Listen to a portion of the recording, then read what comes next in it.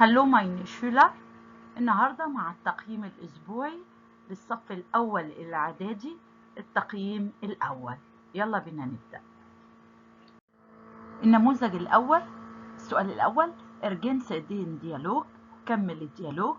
هنا تامر بيسأل سؤال، عمر بيرد عليه ويقول له ماين نام است عمر. طبعا السؤال زي ما احنا شايفين دي است داين نام.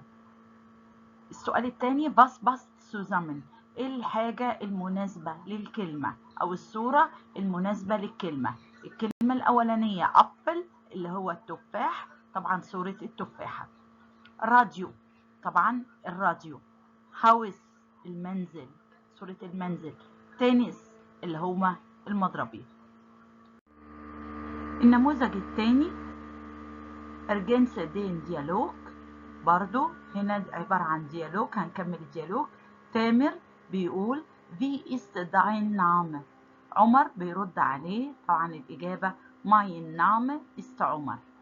السؤال الثاني باس سوزامن، نفس الفكرة، جايب لي كلمة وصورة وأنا بختار المناسب، الكلمة تناسب الصورة. أول كلمة بانانا اللي هي الموز، طبعا مناسبة لصورة الموز. باسكت بال اللي هي كرة الباسكت. إليفانت اللي هو الفيل. جيتار اللي هو الجيتار. النموذج الثالث ارجنس دين ديالوج، أكمل الديالوج.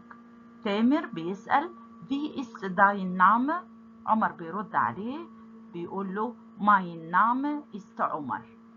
السؤال الثاني باس سوزامن، ايه الحاجة المناسبة؟ الكلمة تناسب الصورة. أول كلمة بوخ، طبعا كتاب.